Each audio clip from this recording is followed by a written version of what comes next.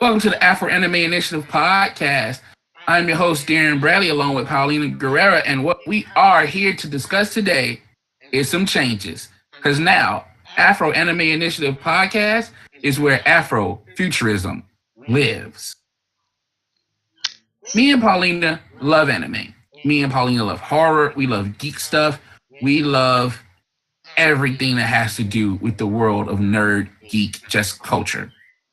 And what we've come with doing this podcast is anime's cool, anime's great, but there's so much more that we want to talk about. We literally spend 2 hours before we start the show talking about stuff before we actually start the show. But we're like, you know what? We should take those conversations and make those the show. And for that, we're going to just be covering a wide range of topics. We're going to do cosplay, books, television, movies, animated series, YouTube shows, Facebook live events, anything that has to do with geek nerd culture and definitely with Afrofuturism. If you don't know what Afrofuturism is, it is, in layman's terms, just the showing of African and Black culture into the future. Because if we're all honest about it, we don't see a lot of us, especially from our generation. It was like maybe one Black character every sci-fi show. Oh my god. And it's like a side character too. Yes. Barely mentioned. Almost never a lead, except for Star Trek Deep Space Nine. Shout out to Captain Benjamin Sisko. So we never had a lot of those. And now we're getting into an era, especially after Black Panther, where Afrofuturism is in the forefront of American culture and society and is spreading around the world like hot fire. And we think we can help bring that to you. Definitely. So without further ado, Paulina, let us know, what is Afrofuturistic to you? And I'm mad there was a weird pause. Go ahead. Well, okay, so the definition itself, it's more of a cultural aesthetic, philosophy of science, philosophy of history, and it centers more of African and African diasporic cultures with technology. As he mentioned, you look at Black Panther, that right there off the bat is Afrofuturism. You know, it's pretty much Black sci-fi, Black. It's just everything that surrounds people of African descent in sci-fi, in just areas of what we don't see. Also mysticism. Also, yes, fantasy. Yes, fantasy. Mm-hmm. Oh my god, fantasy! Like I'm gonna say it straight, but Black people are scarce in any fantasy you can ever imagine that was in the forefront in the past at least 30 years. Period. Yeah, there's like 3 Black people in all of the galaxy of Star Wars. There's 3. Right. And the thing is, right. And in any other show or movie, you see them, but it's not explicitly stated that no, this person is dark skinned with curly hair. It's always vague. You know, well, they're alien. Very alien. So they can get that sense of representation without actually representing anybody. And we're a bit bitter about that. And that's going to stop today. Well, you're bitter. I'm forever bitter. You're what? Yes, I'm not bitter. I'm an activist. And we're going to do something about it. And we're going to spread that around. Like, we're going to connect you to some of our favorite Tumblr posts. We're going to connect you to, like I said, some of our favorite cosplayers. Like, superheroes in color. My man, woman, I don't even know if it's a man or a woman, but superheroes in color, one of the best sources for Afrofuturism in all mediums, books, comic books, everything. Mm-hmm. We're going to be putting a spotlight on those guys. We're going to showcase some of our favorite cosplayers. As the podcast grows, as we get better at this and do more things, we want to expose everybody to more stuff that we like, not just anime, but everything. Exactly. And we also get to, talk about books. And there's, like, I'm thinking about, like, for example, there's this one book that I read a couple years ago. It's a whole series, 3 books. It's called An Ember in the Ashes by Sabat Tahir, if I'm pronouncing it correctly.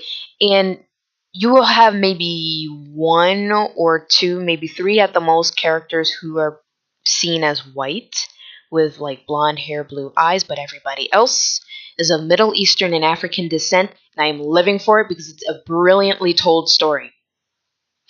Brilliantly told. And the reason why I say that is because you have a female protagonist. Yes, she falls in love.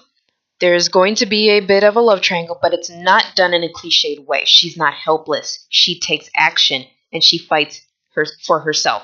There's a lot of mysticism that goes with it, and it's like a blend of magical realism, and there's a war going on. You have a very cruel empire, and it's just action, and it's amazing. And it's a story that you don't see often with characters you barely see represented.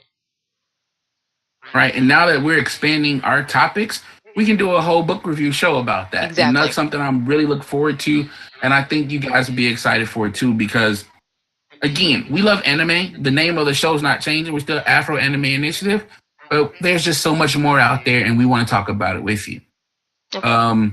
Like one of my favorite things, which is Afrofuturism, but it is just the boom of more characters of color in comics. And they've always been there. They've always been sidekicks or in the background or part of, big important plots, but just them as the hero Mm-hmm.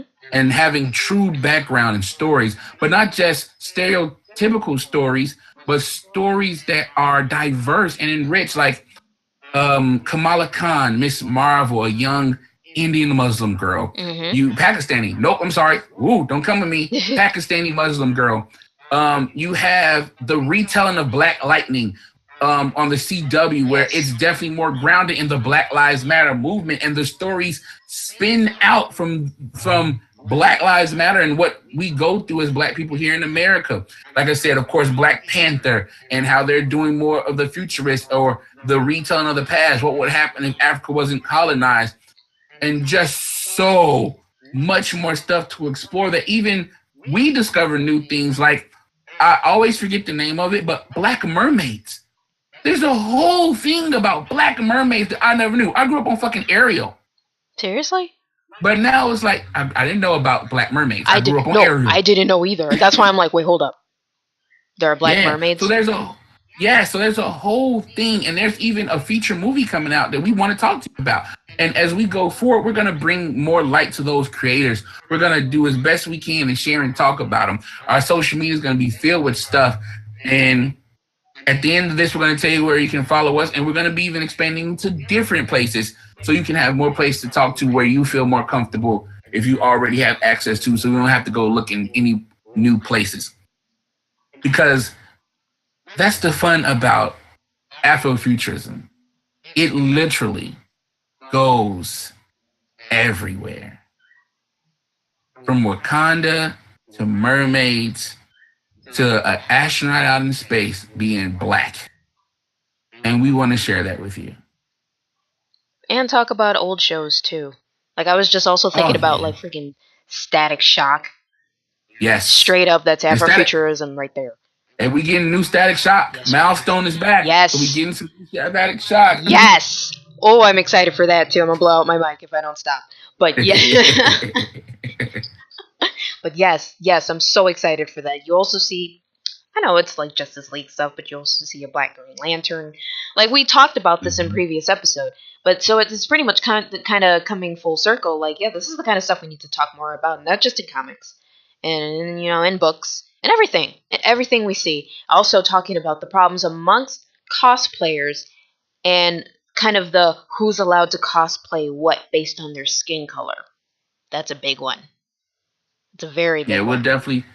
We'll delve into those issues of being Black in fandom definitely more and in more detail now that we're expanding, because of course we've had an episode about being Black in anime, but it goes deeper than that. There's being Black in cosplay. There's being a Black comic book author, because there are just looking through Instagram, you find all these independent comic book publishers that do tell Black stories and Black characters, but if you don't look, they're not there. And who's going to talk about them? And I think that should be us.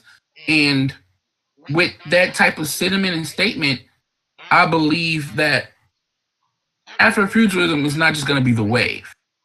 It's going to be the planet. Exactly. It's what we need. Mm-hmm. It's what we need. And Black Panther showed we almost at 2 billion? Was it 1.6? About 1.6, 1.7 billion. Nobody thought that was possible with an all Black cast. There was literally one. Technically, there was like two white actors that had speaking lines. Two.